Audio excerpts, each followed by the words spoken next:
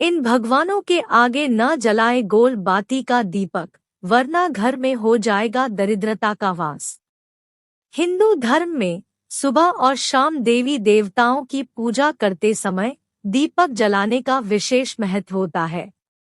दीपक की लौ को अग्नि का प्रतीक माना जाता है और अग्नि में सब कुछ शुद्ध करने की क्षमता होती है। इस वजह से इसे बहुत ही पावन और पवित्र माना गया है। सनातन परंपरा में दीपक जलाए बिना कोई भी पूजा पाठ संपन्न नहीं होता है। दीपक जलाने से देवी देवता प्रसन्न होते हैं और घर में सकारात्मक ऊर्जा का संचार होता है। घर में सकारात्मक ऊर्जा होने से घर में सुख शांति और खुशहाली रहती है।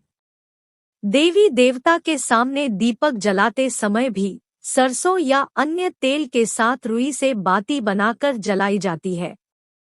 आमतौर पर दो तरह की बाती होती है, एक लंबी बाती और दूसरी गोल बाती। दोनों बाती को जलाने का अपना अलग अलग महत्व है, लेकिन अधिकतर लोग इस बात से अनजान है कि गोल और लंबी बाती कौन से देवी देवताओं के सामने प्रज्वलित करनी चाहिए।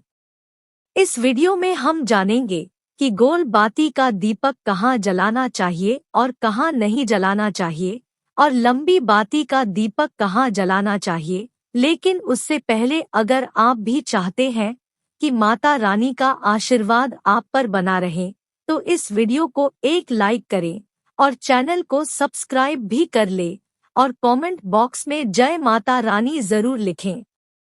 चलिए सबसे पहले बात करते हैं गोल बाती के बारे में। दोस्तों, इसे फूल बाती भी कहा जाता है। इसका दीपक जलाने से घर में स्थिरता आती है, साथ ही शुभ फल की प्राप्ति होती है। वहीं गोल बाती का दीपक हर देवी देवताओं के आगे नहीं जलाना चाहिए। आइए जानते हैं कि गोल बाती का दीपक कौन कौन से देवी देवताओं के सामने जलाना चाहिए।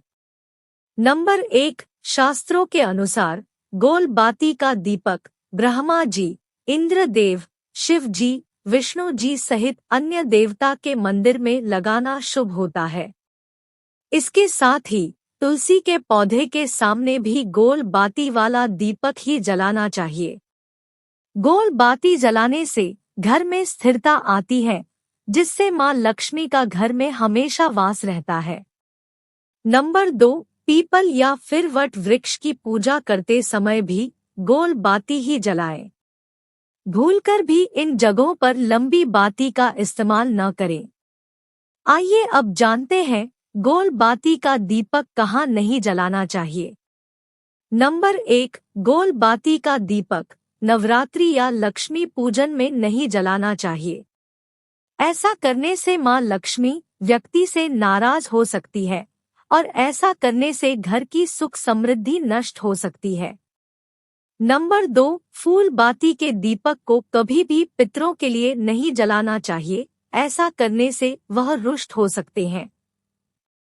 साथ ही इससे घर में दरिद्रता का वास हो सकता है। आइए अब जानते हैं गोल बाती के क्या नुकसान है।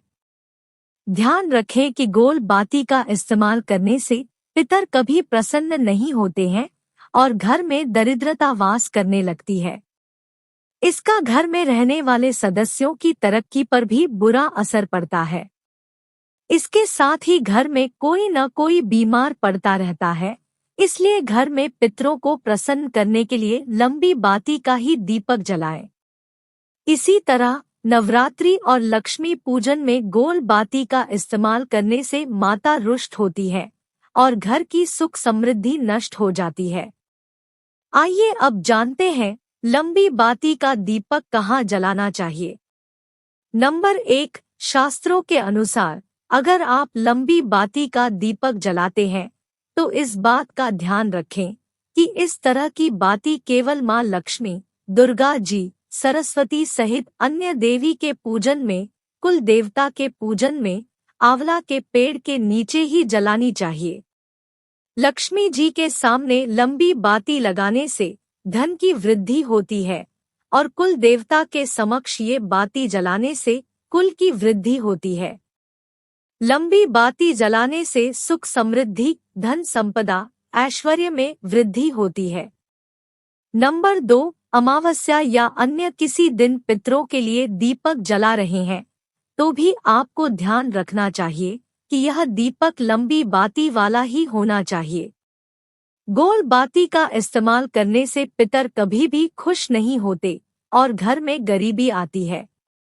परिवार के सदस्यों पर भी इसका बुरा असर पड़ता है और उनकी तरक्की रुक जाती है।